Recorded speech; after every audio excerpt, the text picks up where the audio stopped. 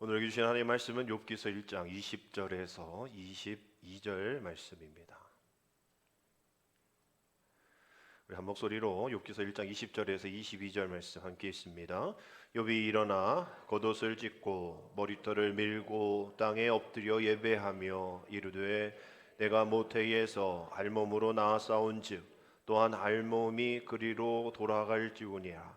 주신 이도 여호와시요 거두신 이도 여호와시오니 여호와의 이름이 찬송을 받으실지이다 하고 이 모든 일에 욥이 범죄하지 아니하고 하나님을 향하여 원망하지 아니하니라. 아멘. 할렐루야. 우리 11월 첫 주일이 되었습니다. 우리 11월은 우리 하나님의 은혜 감사하면서 지난 모든 세월 주님이 주신 은혜다라고 감사하고 열매 맺고 또 지금 많은 나무들이 열매를 잎사귀를 내어 놓듯이 이제는 버려야 할 것들 버리고 또 지켜야 될 것을 지키고 열매 맺어야 될 것은 열매 맺어야 될 때입니다. 감사의 달인 것이죠. 우리 교회 11월 달력 여러분 보시면 하박국 3장 18절 말씀이 이제 기록이 되어 있습니다. 달력을 볼 때마다 여러분들이 그 말씀을 묵상하면서 하루를 시작하셨으면 좋겠어요. 이렇게 되어 있죠. 나는 여호와로 말미암아 즐거워하며 나의 구원의 하나님을 말미암아 뭐하리로다? 기뻐하리로다. 하루하루 오늘 며칠이지 여러분 그 숫자에만 관심 갖지 마시고요. 그 밑에 뭐 달력이 들어가 봐야 성구가 얼마나 길겠어요. 간단합니다. 하박국 3장 18절 말씀을 통하여서 나는 여호와로 인하여서 또 즐거워하고 나의 구원의 하나님을 위해서 내가 기뻐한다. 여러분 이 구절이요, 이 세번역 버전으로 보면 조금 더 가깝게 다가옵니다. 세번역 성경에서 이렇게 되어 있어요. 나는 주님 안에서 뭐 하련다? 즐거워하련다. 나를 구원하신 하나님 안에서 뭐 하련다? 기뻐하련다. 즐거워하련다. 기뻐하련다. 여기서 약간 그 분위기가 나죠. 기뻐할 수도 없고 즐거워할 수도 없는 그런 분위기인데 불구하고 그럼에도 불구하고라는 그런 감사가 여기에 담겨져 있다. 이 번역 속에 세 번역에 담겨져 있다는 생각하게 됩니다. 정말 나는 주님 안에서 즐거워하련다. 나를 구원하신 하나님 안에서 기뻐하련다. 우리 11월 한 달이 이렇게 할 수 없는 고백의 많은 사건 사고 속에 있는 우리들이지만 경제적인 상황이지만 내가 그러련다. 내가 그럴 거야라는 각오가 저와 여러분들의 삶 가운데 가득 넘치게 되기를 주님의 이름으로 축복합니다. 아멘. 오늘 추수감사주일인데요. 우리 추수감사주일은 우리나라의 어떤 절기가 아니죠. 영국에서 청교도들이 1621년에 미국의 매사추세츠 거기에 도착하면서 이 플리머스라는 그 땅에서 1년 동안 수확을 한 그것을 하나님 앞에 감사하면서 그 땅과 그 이웃들 인디언들을 초청해서 하나님 은혜 감사합니다. 이렇게 척박한 땅에 또 오랜 시간 동안 또 배에 또 많은 어려움 가운데서 우리를 지켜주신 하나님 은혜 감사합니다 라면서 1620년에 넘어서 21년도에 1년의 추수를 감사하면서 주변의 사람들과 감사를 이루었던 것들을 또 기념하는 그러한 추수감사절인 거죠. 이렇게 따져보면 1621년이니까 작년이 400주년 정도 되는 날이고 올해는 401주년이 되어지는 날입니다. 400여 년이 지난 거죠. 그 첫 감사의 시작이에요. 제가 말씀드린 것처럼 몇십 년 전에 우리의 생필품이 50개밖에 되지 않았는데 이제는 800개 정도가 되었다라고 했잖아요. 400년 정도의 그 기쁨과 감사가 얼마나 많이 늘어났을까요? 근데 지금 우리의 삶이 날마다 감사하지 못하니까 감사하련다, 기뻐하련다, 또 찬송하련다 이렇게 해야만 되어지는 우리들의 상황 속에 있지 않습니까?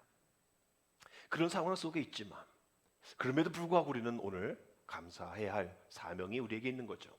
어려운 상황 속에 지나가고 있지만 그것을 상황 속에서도 우리를 이끄시는 하나님, 우리가 그 감사는 어떤 우리에게 주어진 어떤 상황 또 물질 내가 잡고 있는 어떤 나의 의지한 그것으로 감사가 시작되어지고 그것이 핵심이 아니라 우리의 그 믿음, 고난 중에 그 역경 속에 감사할 수 있는 그 믿음 주소서. 그 믿음이 바로 감사의 핵심입니다. 우리 골로새서 3장 15절 17절 말씀 한번 볼 텐데요. 마지막 구절마다 감사라는 단어가 들어 있습니다. 우리 같이 읽겠습니다. 그리스도의 평강이 너희 마음을 주장하게 하라. 너희는 평강을 위하여 한 몸으로 부르심을 받았나니 너희는 또한 감사하는 자가 되라. 그리스도의 말씀이 너희 속에 풍성히 거하여 모든 지혜로 피차 가르치며 권면하고 시와 찬송과 신령한 노래를 부르며 감사하는 마음으로 하나님을 찬양하고 또 무엇을 하든지 말에나 일에나 다 주 예수의 이름으로 하고 그를 힘입어 하나님 아버지께 감사하라. 아멘. 15절, 16, 17절 계속 감사하라, 감사하라. 감사하는 것이 우리의 당연한 의무다라는 거예요. 넘치도록 우리가 하나님 앞에 감사하는 것이 우리의 의무다. 부르심으로 받았으니 얼마나 감사하는가. 감사함으로 찬양할 수 있는 것이 얼마나 감사하는가. 말에나 일에나 모든 것이 예수 그리스도의 이름으로 힘입어서 하는 일이니 얼마나 감사한가 라는 그런 고백이잖아요.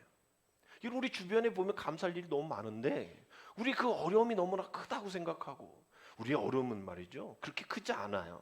근데 그것이 내 눈앞에 있으면요 그것보다 큰 게 없어요. 눈앞에 있으니 그것밖에 안 보이는 거예요. 주변에 감사한 것들이 많은데. 이 며칠 전에 봉화에 어려운 그런 일이 있었잖아요. 광산에 매몰된 두 분을 이렇게 구출하지 못해가지고 하루하루 지나고 있을 때에 그 다음에 이태원 사고 참사가 일어났단 말이에요. 뭐 여기가 이렇게 희생이 많으니 두 분 정도 이렇게 희생에 대한 것을 기대도 하지 않았죠. 근데 어저께 뉴스 나왔잖아요. 그분들이 10일 동안 커피 믹스, 물 그거 마시면서 10일 221시간을 거기서 버티셨단 말이에요. 정말 생존하셨잖아요. 그거 정말 대단한 일 아닙니까? 대소특별대면이고 일면에 나올 일이고 전 세계에 우리나라에서 이런 일이 있다라고 이렇게 막 할 수 있는 해야 되는 그럴 만한 기적의 사건인데도 이태원 사고가 너무나 우리 앞에 너무나 크기 때문에 이 기쁨을 함께 나눌 수가 없는, 왠지 이 기쁨을 나누면 여기가 또 미안해지는 이런 상황. 우리의 상황이 그런 거예요. 우리 뭐 민족이 또 우리 동양이 또 한 민족이기 때문에 아픔에 집중이 되어지는 것은 사실입니다. 그러나 우리 믿음의 사람들 거기에만 집중하고 있으면 안 돼요. 감사할 것들을 찾아야죠. 왜냐하면 하나님은 우리의 삶 속에서 사무엘하 22장 29절 말씀처럼 우리의 삶의 태도를 말씀하고 있는데 여호와여 주는 나의 무엇이니 등불이시니 여호와께서 나의 어둠을 어떻게 밝히시리라. 분명 어둠이 있습니다. 고난이 있어요. 아픔이 있어요. 참사가 있습니다. 그거를 애도하지 말라는 게 아니에요. 우는 자들과 함께 울라 분명 말씀하잖아요. 그래 우리는 이것뿐만 아니라 이 어둠에 있는 아픔에 있는 이들을 예수 그리스도의 빛, 그 어둠의 빛을 내어줄 사명이 우리에게 있다라는 거죠. 어둠 속에 있는 우리의 삶 가운데 찾아보면 감사할 것들이 너무나 많다라는 거예요. 아니 10일 만에 그렇게 나왔는데 그분이 그랬대잖아요. 뭐 3일밖에 안 됐는데 왜 다들 이렇게 왜 나와 계세요? 이랬대잖아요. 3일밖에 되죠. 그분은 3일이지만 밖에서 기다리는 부모, 또 남편, 아내죠. 남편은 어디 있을까? 자식들 10일 동안 그런 뭐 생사가 확인되지 않는 그런 상황 속에 만났는데 또 코로나 오시더라고요. 얼마나 기쁠까, 얼마나 기쁠까. 그런데 그 사람들한테 기뻐하지 말라 할 수 있겠어요? 안 되잖아요. 또 힘든 어려운 이태원 사건 참사 속에 아파하는 이들에게 또 아프지 마. 왜 아파? 은혜로 이겨내야지. 이럴 수 있습니까? 안 되는 거예요. 어려운 거예요. 우리 믿음의 사람들은 함께 울고 함께 기뻐할 수 있는 이러한 부분들이 있어야지 아프기만 하면 안 된다는 거죠. 그쪽에만 정치적으로 나가고 또 그쪽에만 신경 쓰고 이러면 안 되는 거예요. 함께 울 때에 아픈 자 또 즐거운 자 함께는 그래서 우리가 힘든 거죠. 그래서 믿음의 삶이 어려운 겁니다. 아침엔 장례, 저녁 때는 출생의 그런 백일잔치 가야 되는 게 우리들이잖아요. 함께 기뻐할 수 있는 일들. 그래서 우리 함께 기도하면서 우리 권사님 기도했듯이 우리 어린 자녀들 정말 하나님 은혜 앞에서 믿음으로 제대로 살아갈 수 있도록 정말 우리가 이러한 사건을 통해서 우리가 어떤 것을 하나님 우리에게 말씀하시는 것인가를 깨달을 그러한 교훈이 있어야 된다는 거죠. 한동대 다니는 박지성이라는 전산학부 다니는 학생이 그 젊은 세대, 똑같은 세대잖아. 그 세대가 기고를 하는 그런 칼럼을 제가 본 게 있어서 함께 여러분을 소개 나누려고 그래요. 요즘 젊은이들 뭐 한동대가 그렇게 기독교 문화로 이게 좀 되어 있는 학교이기 때문에 기독교적인 그러한 마음으로 얘기를 했을 때 이런 부분도 우리가 들어야 한다는 거죠. 뭐 누가 잘못했고 누가 책임지고 이런 것도 중요하지만 이런 것도 우리가 들어야 합니다. 나의 세대가 만들고 즐긴 이 문화가 나의 세대를 죽였고 나는 하필 그 시간 그곳에 없었다는 이유 하나만으로 지금도 숨을 쉬고 있을 뿐이다. 동시대의 문화 속에 젖어 있고 살아가는 나의 세대는 이번 사고를 보며 두려워 떨어야 하고 우리가 만들었기에 죄성이 가득할 수밖에 없는 이 문화를 다시 보아야 한다. 그날 그곳에서 나의 친구들을 죽인 것은 예측할 수 없는 홍수나 지진이 아니다. 총과 전쟁이 아니다. 폭력과 따돌림도 아니다. 우리 세대가 만들고 온몸으로 끌어안고 있는 이 문화가 우리를 짓눌러 죽여버린 것이다. 나를 포함해 오늘 살아남은 나의 세대는 이제 제발 두려워 떨고 생각해야 한다. 즐김 속에, 사색과 문화 속에 진리가 매우 갈급함을, 빛과 어둠을 공존할 수 없음을, 천국으로 당기시는 동시에 지옥으로 미시는 이는 한 분이심을, 문화 속에 갇힌 나의 세대가 문화를 다루는 세대가 되기를 간절히 소망한다. 분명히 지금도 이렇게 조사하면 나오는 모습 속에서 정부가, 지자체가 국민 여론의 78%가 그 지자체 정부 때문에 문제다 있다라고 얘기하는 것이 드러나는 것 같아요. 누군가 책임질 일이라면 책임져야 될 것 같습니다. 그러나 그것으로 다가 되는 게 아니에요. 그 배경에는 누가 말을 하진 않지만 할로윈이라는 사탄의 문화가 있다라는 겁니다.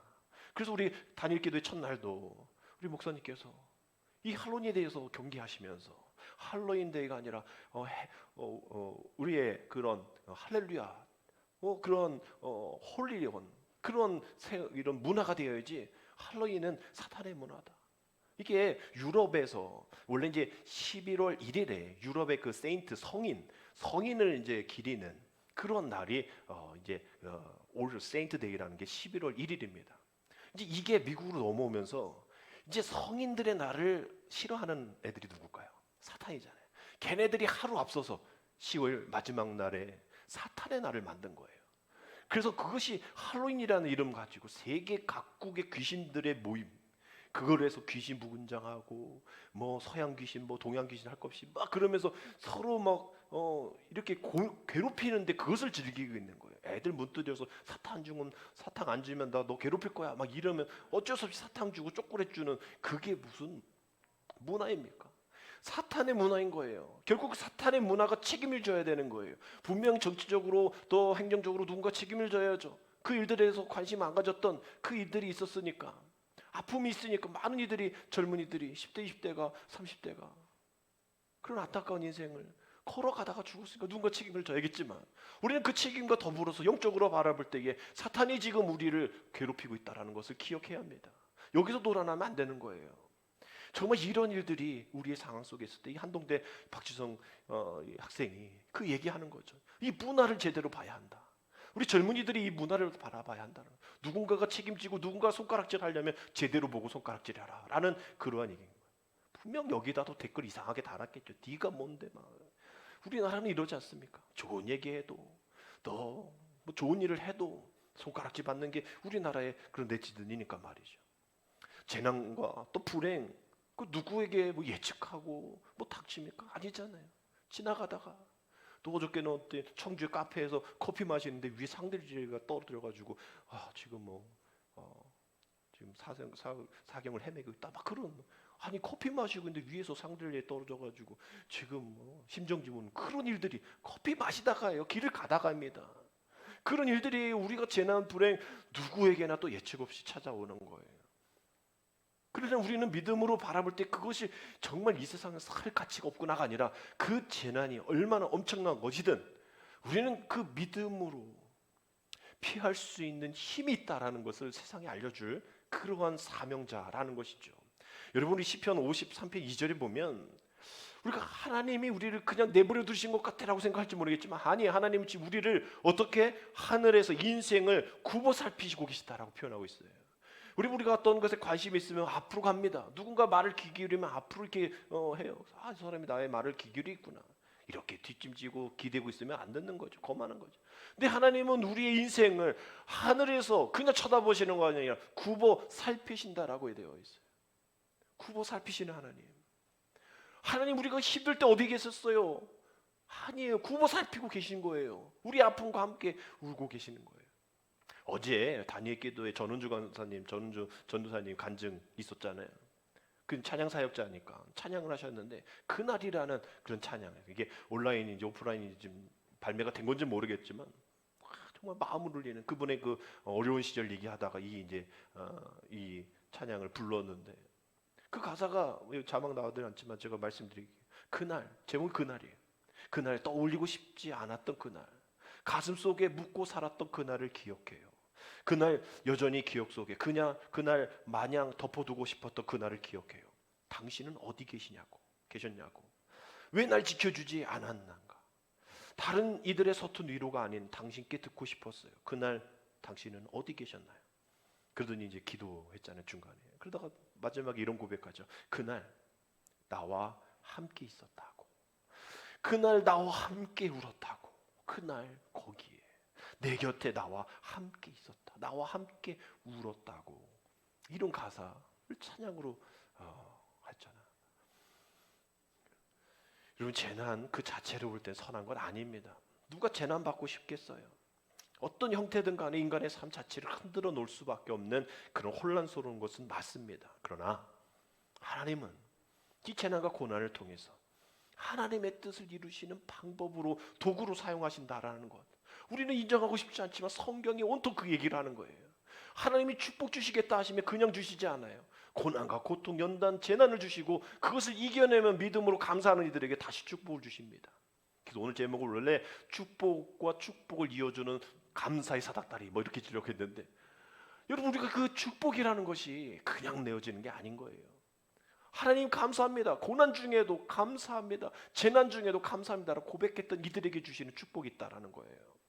여러분, 예수님 당시에도 어려움이 있었는데, 예수님 당시에 예수님 사람들 찾아오니까 빌라도가 막 애들 사람들 죽이고 말이죠. 또 이 실로암 망대가 무너져 가지고 말입니다. 사람들이 여러 명 죽었어요.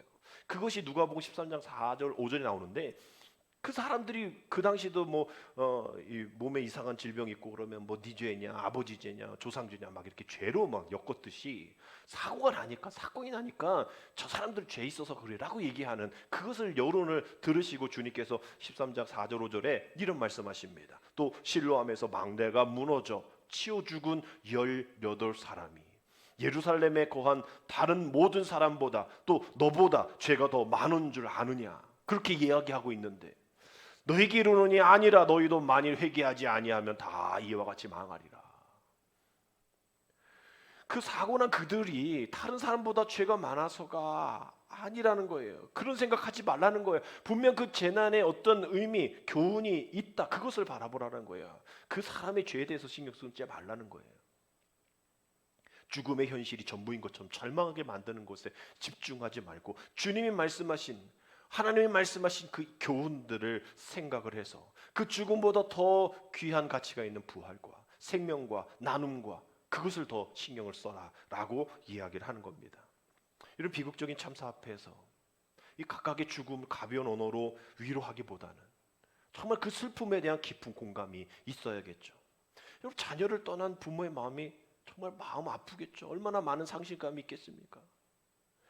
우리가 전남 여수에 가면요, 저도 이제 여수 교회 수련회를 장소를 탐방할 일이 있어서 여수에 갈 일이 있어서 여수 앞바다도 한번 가보고, 여수를 갔더니 거기 애양원이라는 곳이 있었어요. 우리가 잘 아는 사랑의 원자탄 손양원 목사님이 이 소록도가 있기 전에 그곳에서 나 환자를 이제 케어했었던 그런 곳입니다. 거기 유품들도 손양 목사님의 유품들이 여러 개가 있죠. 근데 우리가 잘 아는 손양원 목사님의 그 일화는 그 당시 아들 2명이 죽잖아요. 공산당에 의해서. 근데 그 죽인 그 청년을 자기 아들 삼잖아요. 그게 아주 유명한 일화. 정말 가슴 아프지만 정말 하나님의 은혜가 있는 그런 일화로 잘 알려져 있는 그 손양원 목사님의 이 유품들이 있는, 또 일대기가 적혀져 있는 애양원이라는 곳이 있습니다. 그것이 이제 1948년에 10월 19일에 이 제주 폭동을 진압하기 위해 여수에 이제 군인들이 집결했단 말이에요. 근데 그 안에 남로당 계열의 군인들이 이제 공산당 막 이렇게 해가지고 요순 반란 사건이 일어납니다. 그때에 그 손양원 목사님 2 아들이 거기에서 잡혀서 이게 고문당하다가 또 그러한 사람들에게 복음을 전하다가 총살로 2명의 아들이 죽습니다. 손동인과 손동신이라는 그 아들이에요. 그 소식을 목사님이 교회에서 기도하신 중에 들으신 거예요. 우리 같으면 막 빨리 막 버섯반이라도 막 해서 가고 어떻게 내 아들 어떻게 우리 그렇잖아요. 솔직히. 근데 목사님은 그러지 않으세요. 기도하는 것을 계속 이어갑니다. 그러면서 기도하시는 거예요. 하나님이 뜻이 있어서 제 아들을 불러가신 것을 감사합니다. 하나님, 내 두 아들을 죽인 사람 그 생명을 보존해 주옵소서. 제가 전도하겠습니다. 그가 그대로 지옥 가서는 안 됩니다. 하나님, 저에게 그를 사랑할 수 있는 마음을 주옵소서. 이렇게 기도하고 막 가가지고 미군 사령관한테 걔 죽이지 말라고, 내가 걔를 용서하겠다고 막 이러면서 이렇게 진행되어지고, 이후에 장례식장에서 이제 다 뭐 이렇게 오신 분들에게 고맙다고 얘기를 해야 하는데, 내가 다른 거 얘기할 거 없이 9가지 감사를 말씀을 드리겠습니다 하면서 이렇게 9가지 감사의 기도 제목을, 그 사람들 장례식 두 아들 죽은 그 상황 속에서 이런 감사를 드렸어요. 여러분 알고 계신 분도 계시겠지만 정말 이 감사의 최고봉이다, 우리 인간의 감사의 최고봉이다라는 것을 우리가 생각하게 됩니다. 첫 번째, 나 같은 죄인의 혈통에서 순교의 자식이 나오게 하셨으니 하나님 감사합니다. 두 번째, 허다한 많은 성도들 중에 어찌 이런 보배들을 주님께서 하필 내게 맡겨주셨는지 그 점 또한 하나님께 감사합니다. 셋째, 삼남 삼녀 중에서도 가장 아름다운 두 아들 장자와 차자를 바치게 된 나의 축복을 하나님께 감사합니다. 넷째, 한 아들의 순교도 귀하다 하거늘 하물며 두 아들이 함께 순교했으니 하나님 감사합니다. 다섯 번째, 예수 믿다가 누워 죽는 것도 큰 복이라 하거늘 하물며 전도하다 총살 순교했으니 하나님 감사합니다. 여섯째, 미국 유학 가려고 준비하던 내 아들, 미국보다 더 좋은 천국에 갔으니 내 마음이 안심되어 하나님 감사합니다. 일곱째, 나의 사랑하는 두 아들을 총살한 원수를 회개시켜 내 아들 삼고자 하는 사랑의 마음을 주신 하나님께 감사합니다. 여덟째, 내 두 아들의 순교로 말미암아 무수한 천국의 아들들이 생길 것이 믿어지니 우리 하나님께 감사합니다. 아홉째, 이 같은 역경 중에서 이상 8가지 진리와 하나님의 사랑을 찾는 기쁜 마음, 여유 있는 믿음 주신 우리 주 예수 그리스도께 감사합니다. 이러면서 이 찬양을 불러 610장 영광일세, 그 장례식에서 부르는 거예요. 영광일세 내가 누릴 영광일세 은혜로 주 얼굴 배옵나니 지극한 영광 내 영광일세. 아니 두 아들 장례식이 무슨 영광이에요, 영광은. 근데 이게 영광이래요. 그러면서 감사의 제목 9가지를 그 사람들 눈물바다가 난 거죠.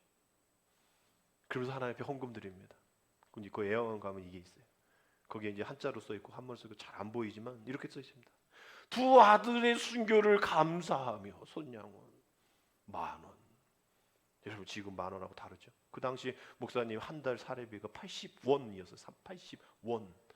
80원인데 10,000원의 헌금을 드리면서 그 장례를 바칩니다. 손양원 목사님 아들 죽인 사람의 이름이 안재선인데 손씨로 바꿔서 손재선이라 이름을 주고 목회자 만들고, 그 후에도 계속 나병 환자들을 돌보고 교회 섬기다가 공산당원들에 의해서 신앙과 믿음 지키다가 역시 손양 목사님도 순교하셨어요. 정말 이로써 그의 인생이 자식 앞에 부끄럽지 않는 아버지로서 이 땅의 모든 그리스도인에게 최고의 슬픔 속에서도 감사의 모범을 보여준 그러한 영적인 스승으로 영원히 남아 있습니다. 여러분 이런 사람들이 더 많이 나와줘야 하고, 바라기는 우리 충만한 교회 부모가, 우리 충만한 교회 자녀들이 이런 손양원 목사님의 이 감사의 최고봉의 감사를 할 수 있는, 어려움과 역경 속에서 자식이 죽는 그런 상황 속에서도 감사의 기도 제목 올릴 수 있는 우리 모두가 되어지기를 주님의 이름으로 축복합니다. 여러분 하나님은 이런 사람을 선택하시는 거예요. 세상 사람들이 이 사람 어쩌다 저 사람 어땠다 뭐 이렇게 평가하는 것이 중요한 게 아니라 하나님이 그를 어떻게 보시느냐가 아주 중요한 겁니다. 여러분 성경에 많은 인물이 등장하는데, 저는 오늘 읽은 이 욥기서의 욥이 되게 다른 것이 뭐냐면, 하나님이 이 욥을 인정하고 칭찬하십니다. 두 번이나 칭찬하세요. 근데 누구 앞에서냐면 사탄 앞에서 칭찬하세요. 여러분 하나님이 우리 앞에서 야 다윗 뭐 내 마음에 합한 자, 그거 대단한 거지만 사탄 앞에서 두 번이나 욥을 칭찬하십니다. 그러니까 사탄이 승질난 거야. 동방의 최고인 또 최고의 부자니까 그거지. 하나님 주신 축복이 그거 다 없으면 내 편 될 겁니다라고 이제 하나님과 딜을 하잖아요. 하나님은 자신 있죠. 그래도 나를 경외하는 일은 버리지 않을 걸. 사탄은 아닐 걸 이러면서 이제 대결의 구도가 이제 욥기서에 시작이 되잖아요. 거기 보면 이 욥이 어떤 이 형태였는지 뭐 지금만 봐도 대단하죠. 1절 3절 말씀 보면 우스 땅에 욥이라 부르는 사람이 있었는데 그 사람은 뭐하고 온전하고 뭐하여 정직하여 하나님을 뭐하며 경외하며 악에서 떠난 자더라. 그에게 아들 몇 명? 7명, 딸 몇 명? 셋이 태어나니라. 그리고 이 3절에서는 소유에 대한 얘기죠. 소 양이 7,000마리요 낙타가 3,000마리요 소가 500결이요 암나귀가 500마리며 종도 많이 있으니 이 사람은 동방 사람 중에 가장 훌륭한 자라라고 있어요. 여러분 이것만 봐도 지금 우리 뭐 양 한 마리도 없잖아요. 근데 지금 양이 7,000이고 낙타가 3,000마리고 소가 500결이고 암나귀가 500마리고 종도 많은 이 대단한 거 하나님의 축복이란 말이죠. 이 축복이 정말 주신 은혜이잖아요. 근데 사탄은 요거를 본 게 아니라 4절 5절을 본 거예요. 4절 5절 한번 보면 그 자식을 어떻게 양육했는지가 나옵니다. 그의 아들들이 자기 생일에 각각 자기 집에서 잔치를 베풀고 그의 누이 3명도 청하여 함께 먹고 마시더라. 이건 잔치 얘기예요. 근데 그 다음날 그들이 차례대로 잔치를 끝내면 욥이 그들을 불러다가 어떻게 성결하게 하되 아침에 일어나서 그들의 명수대로 번제를 드렸으니 이는 욥이 말하기를 혹시 내 아들들이 죄를 범하여 마음으로 하나님을 욕되게 하였을까 함이라. 같이 읽겠습니다. 욥의 행위가 항상 이러하였더라.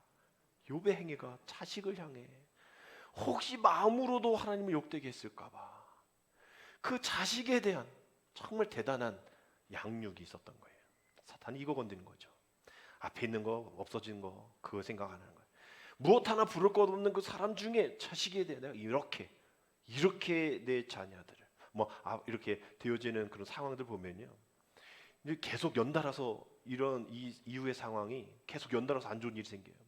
하늘에서 불이 떨어져서 양과 종들 다 불살르고요.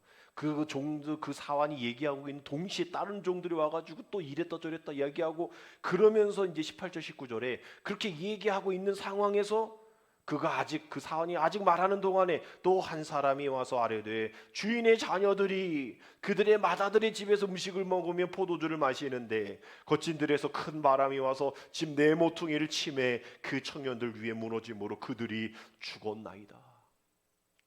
10명이 다 한순간에 재난으로 죽은 거예요. 이제 이 사탄의 플랜이 딱 적용이 된 거예요.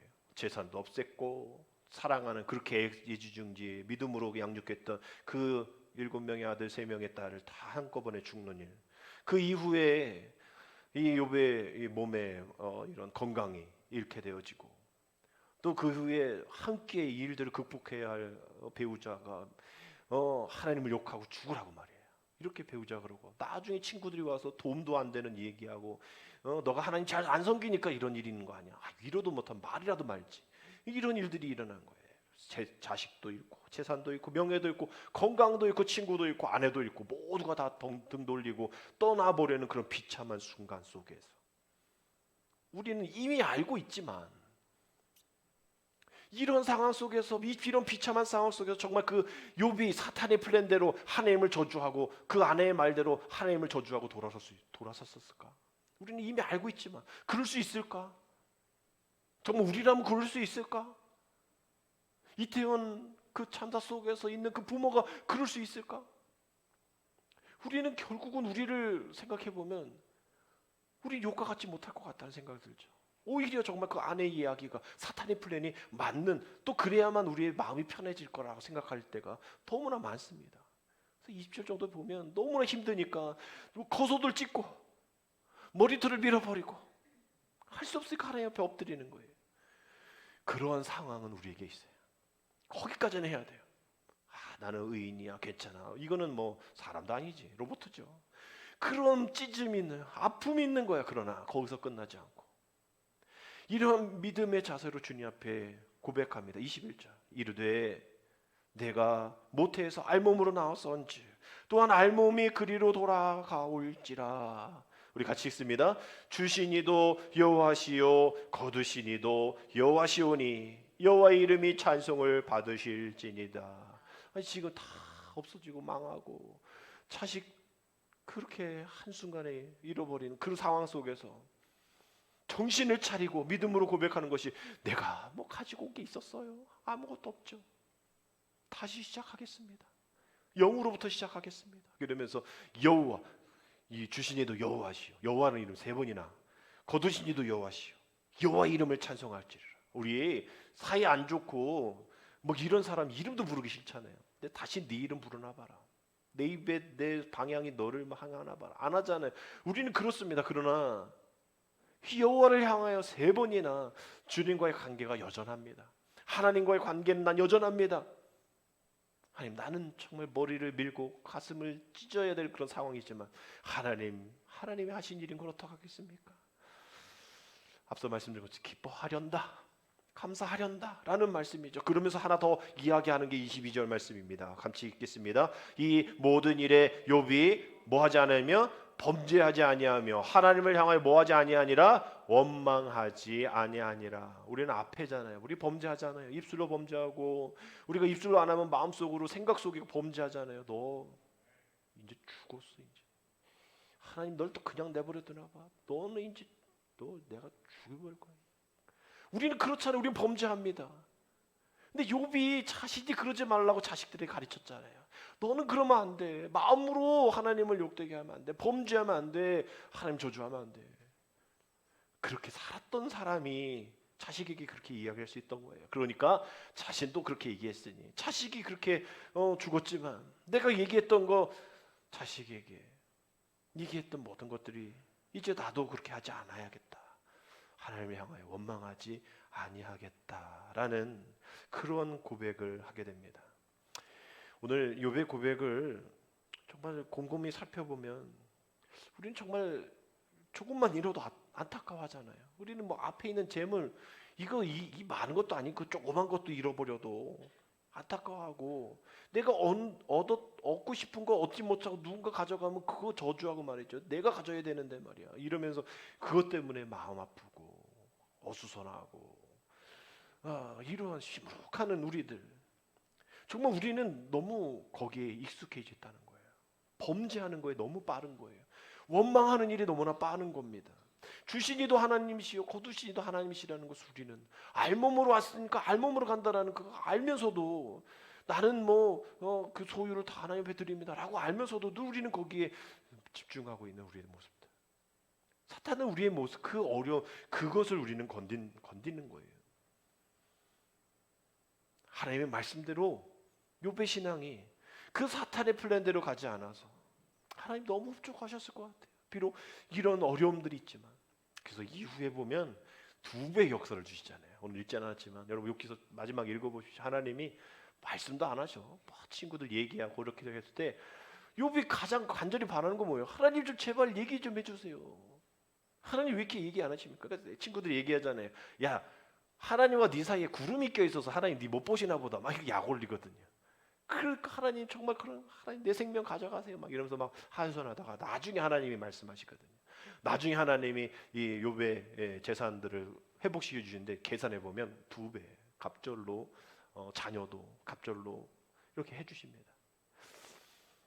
정말 우리가 하나님의 은혜 안에 살면서도 우리는 없는 것에 너무나 신경 쓰고 더 해주실 하나님의 은혜를 우리가 바라보지 못하는 그러한 우리들, 하나님이 얼마나 기뻐하셨을까.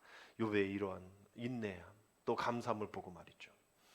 여러분, 우리가 너무나 많은 것을 누리고 있습니다. 말씀드린 점 401년이 지난 이때에 또 50개 생필품이 800개가 되어지는 지금의 이 시대를 살아가고 있는 우리들에게 그런 얘기도 많잖아요. 우리가 전기를 쓰고 있으면 전 세계 몇 %의 사람이다. 우리가 지갑에 현금이 얼마 있으면 전 세계 1%의 몇 프로의 사람이다. 우리보다 더 못 살고 어려운 사람, 냉장고가 있고 에어컨이 있고 텔레비가 있는 민족이 그렇게 다 많지가 않다는 거예요. 근데 우리 그거보다도 뭐 더 많은 전자기기, 더 많은 풍요 가운데 있잖아요. 근데 우리는 그거 감사하지 못하죠. 안 하죠. 그래서 결국은 이 욥과 같이 우리는 알몸으로 나왔습니다라는 그런 고백들, 우리의 어떤 만족의 게이지를 0으로 놓는 거예요. 매일매일. 예를 들어서 우리가 저녁에 잠을 잘 때에 그냥 뭐 내일 뭐 하겠구나, 내일이 우리에게 있음을 우리가 인정하지 말고 내일이 우리에게 없다라고 생각해요. 하나님, 내 생명을 오늘 주님 앞에 반납합니다. 하나님, 나를 내일 사용하시려면 그 생명 다시 주옵소서. 우리가 다시 아침에 깨었을 때 그걸 살아있으면 하나님이 나를 향한 사명이 있음을 우리가 깨닫고 감사하고 또 그 전날 또 하나님의 생명을 반납하는 거예요. 여러분, 이런 것이 우리에게 필요합니다. 왜냐하면 우리가 하나님이 주신 것이 너무나 당연하다고 생각하는 게 너무 많거든요. 우리 심장이 하루에 10만 번 뛰는데 그 심장 뛰지 않으면 죽잖아요. 우리 몸의 혈액이 하루에 2억 7천만 킬로를 도는데 그거 안 돌면 우리는 경화, 동맥경화, 우리 죽잖아요. 하루에 숨을 2만 3천 번 뛴다는, 그러니까 숨을 쉰다는데 우리가 순간 숨을 안 쉬면 죽잖아요. 폐도 자기가 호흡을 하는데. 여러분, 이것이 우리의 기쁨이고 우리의 감사인데, 우리 전기 여러분들 뭐 몇십만 원 내잖아요. 근데 뭐 태양 공짜 아닙니까? 우리가 산소호흡기 한번 끼면 30만 원 내라고 하는데 여러분 30만 원 안 내잖아요. 이런 거 저런 거 한번 따져보면 우리에게 주신 하나님의 은혜, 감사할 조건들이 참 많은데, 정말 아이러니한 것은 감사해야 될 사람은 감사하지 모르고, 다니엘 기도의 그 필리핀 선교사님 거기에서 나오는 아이들 한번 보세요. 야, 어떻게 그런 곳에서 애들이 살고 있을까? 여러분들이 태국 선교 갔을 때 봤잖아요. 그 밑에 그 냄새 나는 그런 구조물 같은 그런 곳에서 애들 물장난하고 있고 말이죠. 태국, 필리핀 똑같잖아요. 그런 곳에서 애들이 헌금을 하고 자기보다 더 어려운 사람들을 돌보고 있잖아요. 그러면서 막 그 선교사님 아픈데 막 선교사님들이 기도하고 말이죠. 여러분, 우리가 정말 감사해야 돼. 우리는 감사하지 못하고 감사할 것 하나도 없을 것 같은 그런 애들 멀리서 2시간 3시간 걸려 와가지고 예배드리고 또 2-3시간 또 걸어가고 차 타고 가고 막 그러는, 이 감사할 것 하나도 없을 것 같은 그런 사람들은 감사하고 있단 말이에요. 우리가 정말 작은 것에 감사해야 될 것이, 우리 예수님께서 오병이어 기적을 이루어주실 때에 그 예수님의 제자가 오병이어를 갖고 왔잖아요. 그럼 우리가 볼 때 야, 이것밖에 없냐? 야, 이거를 누구 코에 붙여? 그러지 않으셨어요. 야, 이것밖에 없어? 더 없어? 우리 주님은 그렇게 말씀하지 않으셨어요. 조그만 음식이라도 하나님 앞에 먼저 감사했다는 거예요. 이게 하나님의 방식입니다. 감사 열매 방식인 거예요. 자그만 것부터 기도 감사해야 돼요. 큰 거 있으면 감사하겠다. 아닌 거에 못해. 작은 것에 감사 못하면 큰 거에도 감사 못해요. 여러분, 이것이 바로 하나님이 우리에게 원하시는 감사의 방식인 거예요. 이 시대에 정말 많은 것이 풍족하지만 메말라 있잖아요.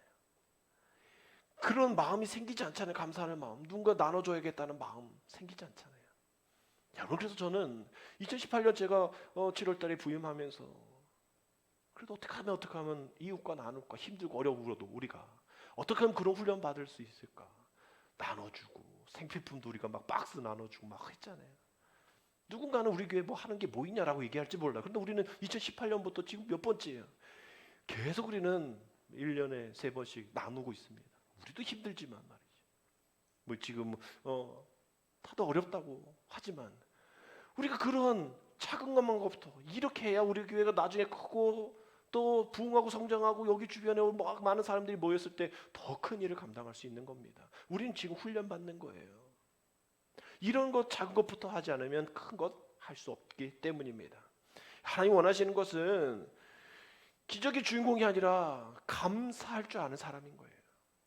우리는 모든 그런 어떤 뭔가 잘 돼가지고 뭔가 기적 같은 일이 일어나는 것도 중요하지만 한 사람 한 사람이 날마다 감사할 수 있는 그런 감사의 주인공들이 되어서 하나님의 은혜와 은혜 사이, 하나님의 축복과 축복 사이 그 고난이 있다 할지라도 그 고난이 감사를 통하여서 축복과 축복을 이어주는 사닥다리가 되어지고, 우리가 반복적으로 입술로 고백할 수 있는 부평과 원망을 끊어버리고 그치고 감사를 시작할 수 있는 저와 여러분 된다면 그것보다 더 큰 기적, 그보다 더 큰 하나님의 은혜가 있을까 생각을 하게 됩니다. 여러분, 우리가 예수님께서 나사로 살리신 누가복음 11장에 요한복음 11장의 말씀을 보면 말이죠, 나사로의 그 사흘 지났잖아요, 죽은 지. 근데 예수님이 돌을 옮기라라고 얘기해요. 그러면 거기 있는 사람들의 반응, 여러분들 어땠을까요? 돌을 옮기라고? 그동안 그 냄새 채 썩는 거 막아놨던 그 돌을 옮기라고? 냄새 나는데 라고 생각했겠죠. 근데 주님은 41절에 돌을 옮겨 놓으라고, 돌을 옮겨 놓으니 예수님 무엇을 하셨나 보십시오. 예수께서 눈을 들어 우러러 보시고 이르시되 아버지여 내 말을 들으신 것을 뭐 하나이다? 감사하나이다. 지금 이 초상집이야. 지금 이 장례식인데 지금 감사하대요. 우리 장례식 가서요 입 조심해야 돼요. 막 거기서 떠들고 막 그러면 안 돼요. 그래서 저도 장례식 갈 때는 핸드폰 다 꺼놓고 말이죠. 뭐 차 안에서 웃을 수 있어 들어가서 절대 웃고 막 그러지 말라. 근데 지금 장례식에 예수님께서 금기어인 감사를 사용하고 있어요. 우리가 김남도 권사님도 돌아가셨을 때 정말 하나님 은혜 가운데 돌아가셔서 우리는 막 호상이다라고 아니 어머니 아버님 돌아가시고 어머님 돌아가시고 부모 돌아가셨는데 이게 어떻게 호상이 될 수 있어요? 그것조차도 하지 말라고 그렇게 얘기하잖아요. 아무리 감사하다고 해도 초상집에서 금기어예요 감사는. 근데 주님은 감사합니다라고 얘기하는 이유가 뭐예요? 죽음 이후의 부활을 보시는 거죠. 죽어있는 이들 또 냄새나는 거라고 생각했던 것을 완전히 패러다임이 시프트가 되어지는, 그래서 변화되고 하나님의 아들 예수 그리스도라는 것을 알릴 수 있는 그 기회, 또 그러한 간증, 그것이 있기에 죽음을 이긴 그 일들이 있기에 감사하다라고 얘기하는 거예요. 슬플 일이지만 사흘 동안 슬퍼했으니 이후에는 감사해야 한다라고 이야기하는 겁니다. 예수님은 이 모든 것을 그렇게 감사로 연결하셨어요. 그러니 우리는 이제 원망을 끊고 뭐를 시작해야 합니까? 감사를 시작해야 합니다. 우리 입술에, 우리 모든 삶에 원망과 슬픔과 아픔이 있지만 욥이 자녀들에게 또 그러지 마. 마음으로도 생각으로도 범죄하지 마. 하나님 원망하지 마. 자신이 그랬고 사랑의 원자타 손양은 목사님이 그랬고 예수님이 그랬다면 우리도 그래야겠죠.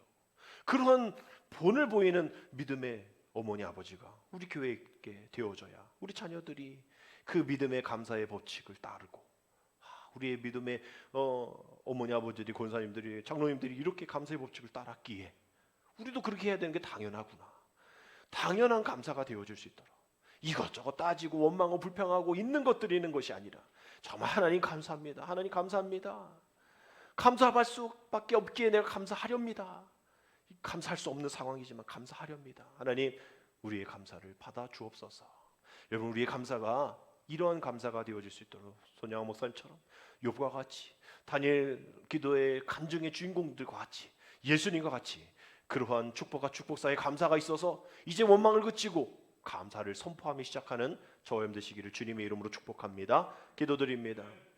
세상의 난리와 소요와 전쟁이 끊이지 않고 그로 인하여서 시들고 사라지고 소멸하는 그러한 마음 가운데 상황 가운데에 정말 다시 한번 주님께 감사함으로 예배하러 나아가오니 주님 오늘 이 시간 드리는 감사의 고백이 우리 인생이 힘써 사랑해 또 자랑해오고 사랑해온 것이 무엇인지 애써 지키려고 하는 것이 무엇인지 아직도 손에 붙잡고 내려놓지 못하고 있는 것이 무엇인지 다시 한번 돌아보게 하여 주옵소서. 이 모든 것에 주님께 대한 감사가 없다면 아무것도 아님을 깨닫게 하시고 오직 주님으로 인한 감사가 우리의 삶을 가득 덮게 하여 주시어서 그 어떠한 상황 속에서도 감사의 고백으로 축복이 이어지고 그 감사를 흘러내보내는 축복의 통로가 되어지게 주여 도와 주옵소서. 예수님의 이름으로 감사하며 기도드립니다. 아멘.